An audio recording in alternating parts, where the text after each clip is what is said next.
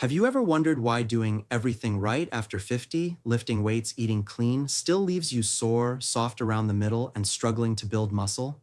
Most men think it's low testosterone or just aging, but what if the real issue is hidden inflammation quietly blocking blood flow, energy, and muscle signals? And what if a simple powder could support all three? Today I'll show you why this overlooked root problem matters, and how one evidence-backed compound may help reverse the trend. I'm Dr. David Sinclair, a Harvard professor and geneticist with over 25 years of experience studying aging, longevity, and how to slow biological decline. Tell me where you're watching from, and if this topic matters to you, like and subscribe. If you're over 50 and still training, but your muscles just don't respond the way they used to, you're not imagining it. I see this all the time. You lift the weights, you put in the effort, yet strength gains stall, recovery takes longer, and soreness lingers. Most men are told this is simply low testosterone or unavoidable aging, but that explanation misses the real biological roadblock. The truth is, your muscles are still capable of growth, they're just not receiving the signal as clearly anymore. Inside your body, muscle growth depends on communication. Your brain sends a signal, blood flow delivers oxygen and nutrients, and your muscle cells respond by repairing and rebuilding stronger. After 50, that communication line starts to weaken. One major reason is chronic low-grade inflammation. Not the kind you feel when you twist an ankle, but the quiet, invisible inflammation that builds up from years of stress, poor sleep, processed food, and sitting too much. This inflammation stiffens blood vessels, reduces circulation, and dulls the muscle's ability to hear the grow signal. When blood flow is compromised, energy delivery drops. Your muscles fatigue faster, even if your mind wants to push harder. Recovery slows because nutrients don't reach the tissue as efficiently, and inflammation itself interferes with how muscle cells respond to exercise. So you're not failing your workouts. Your workouts are fighting against an internal environment that's no longer supportive. Emotionally, this can be frustrating. Many men over 50 tell me they feel betrayed by their bodies. You remember being able to train hard, recover overnight, and see results quickly. Now it feels like the rules have changed without warning. But here's the reassuring part. When you improve the internal environment, muscles often become responsive again. Aging doesn't shut the door, it just requires a smarter approach. One daily habit that can support muscle signaling is simple and often overlooked. Consistent, gentle movement outside the gym. A brisk 20 to 30-minute walk each day improves circulation, helps lower inflammation, and increases blood flow to muscles without adding stress. This isn't about burning calories. It's about reminding your blood vessels to stay flexible and responsive. Men who do this regularly often notice better energy, improved sleep, and faster recovery from strength training. Think of walking as preparing the soil before you plant seeds. Your workouts are the seeds. Without good circulation and low inflammation, those seeds struggle to grow. With the right internal conditions, even modest training can produce visible results again. And here's what most men don't realize yet. Inflammation isn't just blocking muscle growth. It's also quietly driving stubborn fat gain and draining daily energy, which is exactly what we need to look at next. If you've noticed belly fat creeping in despite eating less or exercising more, there's a reason it feels unfair. Many men over 50 tell me, "I'm doing the work, but my waistline isn't listening." This isn't about willpower. It's about inflammation quietly changing how your body handles energy and fat. When inflammation becomes chronic, your body shifts into a protective mode, and fat storage, especially around the belly, becomes part of that response. Here's what's happening in simple terms. Low-grade inflammation tells your body that something isn't safe. In response, your system prioritizes survival over performance. Blood flow becomes less efficient, particularly to muscles, and more energy is diverted toward fat storage. That belly fat isn't lazy tissue. It's biologically active, releasing even more inflammatory signals, creating a loop that's hard to break. The more inflamed you are, the more resistant fat loss becomes. This also explains that tired but wired feeling so many men over 60 describe. You wake up already low on energy, rely on caffeine to push through the day, then struggle to relax at night. Inflammation interferes with normal blood flow and energy production, so your cells don't get the fuel they need. At the same time, stress hormones stay elevated, which can disrupt sleep and further worsen inflammation. It's exhausting and it's not your fault. Emotionally, this stage of life can feel discouraging. You may start to wonder if this is just how things are now. But I want you to hear this clearly. When inflammation comes down, fat loss often becomes easier. Energy improves, and your body feels more cooperative again. You're not broken. You're inflamed. One practical, natural way to calm this internal fire is to focus on eating windows rather than constant grazing. Giving your body a consistent 12 to 14-hour overnight break from food allows inflammation to settle and improves how your body handles blood sugar and fat. This doesn't require extreme fasting. It simply means finishing dinner earlier and letting your body rest overnight. Many men notice reduced bloating, steadier energy, and gradual fat loss within weeks. This habit works because it supports circulation, reduces stress on your metabolism, and gives your cells time to reset. Better blood flow means better delivery of nutrients and oxygen, which supports muscle and energy levels. And when inflammation drops, your body no longer feels the need to hold on so tightly to fat. But here's the key transition. Lifestyle changes set the foundation, yet there's another tool that can further support inflammation control, circulation, and muscle signaling. One powder most men misunderstand, and that's where we're going next.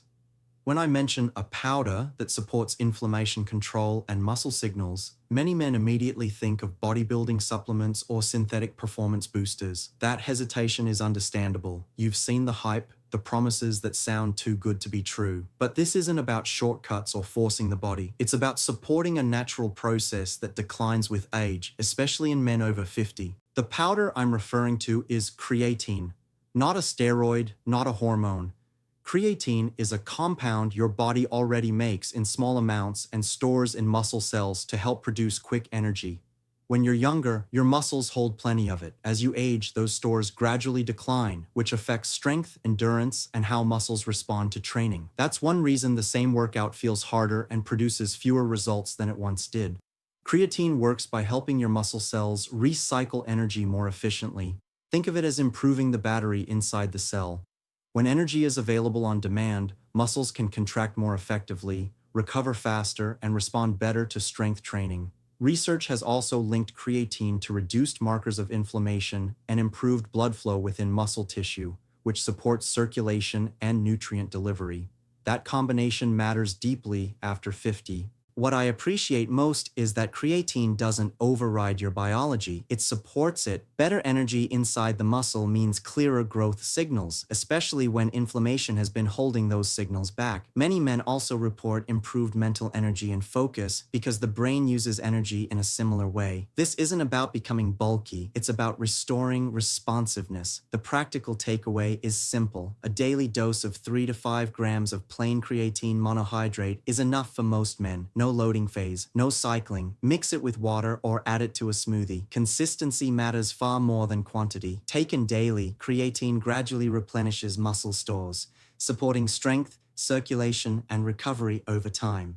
I also recommend drinking enough water and pairing creatine with regular movement, not just workouts. Walking, light resistance training, and adequate sleep all help it work better. Creatine supports muscle, but it also indirectly supports testosterone balance and energy by reducing physical stress and improving recovery. Here's the part many men miss. When you take creatine can influence how well it works. Timing it around movement, hydration, and even sleep can enhance its benefits, and understanding that timing is what we need to talk about next. By the time you're over 50, muscle isn't just about what happens in the gym. It's shaped by what happens when you're resting, sleeping, and recovering. This is where many men get stuck. They train harder, but sleep worse. They push more, but recover less. And they're told testosterone is simply falling and nothing can be done. That's not the full picture. Inflammation plays a quiet but powerful role in all three. When inflammation stays elevated, your body shifts into a defensive state. In that state, testosterone signaling becomes less efficient. Your body isn't trying to build or repair, it's trying to protect. This doesn't mean your testosterone disappears overnight, but it does mean your tissues stop responding to it as well. That's why some men have normal levels on paper, yet feel weaker, slower to recover, and less motivated. Sleep is also deeply affected. Chronic inflammation interferes with the nervous system's ability to fully power down at night. You may fall asleep, but you don't drop into the deeper stages where growth hormone is released and muscle repair happens. Many men over 60 describe waking up feeling unrefreshed, even after a full night in bed. Without quality sleep, recovery suffers, inflammation rises further, and the cycle continues. This is where compounds like creatine can indirectly help. By improving energy availability in muscle and nerve cells, and by reducing physical stress during exercise, creatine lowers the recovery burden on your system. When workouts are less draining, inflammation doesn't spike as high. Over time, this supports better sleep quality and a hormonal environment that's more favorable to muscle maintenance and strength. One simple evening routine can enhance this effect. About an hour before bed, I encourage men to dim the lights, stop eating, and take a short, slow walk or do gentle stretching. This signals safety to the nervous system. It improves circulation without stimulation and helps cortisol levels come down. Pairing this with adequate hydration earlier in the day supports overnight recovery and muscle repair. Many men notice deeper sleep within days. Emotionally, this matters because sleep and recovery affect how you feel about yourself. When you wake up rested, motivation returns, confidence improves, you feel more like yourself again. This isn't about chasing youth, it's about restoring balance so your body can do what it's still capable of doing. But there's one common mistake that quietly undermines testosterone, sleep, and recovery for men taking creatine or trying to reduce inflammation, and avoiding it can make the difference between mild improvement and real lasting change, which is exactly what we'll cover next. At this point, the goal is clarity, not complexity. Men over 50 don't need extreme plans or aggressive protocols. You need something realistic that works with your biology, not against it. When it comes to using creatine for sustainable results, the biggest mistake I see is doing too much, too fast, then giving up. Long-term strength and independence are built through consistency and patience. Let's simplify this. For most men over 50, 3 to 5 grams of creatine monohydrate per day is enough. More is not better. You don't need loading phases or cycling on and off. Your muscles respond best to steady support over time. Think in months, not days. Creatine works by gradually restoring energy availability inside muscle cells, which improves how they respond to training, circulation, and recovery. That process can't be rushed. Equally important is how you pair it with movement. You don't need long workouts. In fact, shorter, more frequent sessions are often more effective at this stage of life. 2 to 3 days a week of basic resistance training combined with daily walking creates the right signal. Walking supports blood flow and reduces inflammation. Strength training tells your muscles to stay active and useful. Creatine simply helps your body respond to those signals more efficiently. Nutrition matters, but again, simplicity wins. Adequate protein spaced across the day supports muscle repair. Whole foods reduce inflammation. You don't need perfection, you need repeatable habits. Creatine is not a substitute for movement or nourishment, it's a supporter. When those foundations are in place, results become much more noticeable. One mindset shift I encourage is letting go of the scale. Muscle gain and fat loss don't always show up there first. Pay attention to how you feel getting out of a chair, climbing stairs, or carrying groceries. Notice your energy during the day and your recovery between workouts. These are meaningful markers of independence and health, especially for men over 60. Emotionally, this approach restores confidence. You stop chasing quick fixes and start trusting your body again. You realize strength isn't something you've lost forever. It's something you're rebuilding layer by layer. That sense of control matters just as much as physical change. Looking ahead to the next decade, this framework supports more than muscle.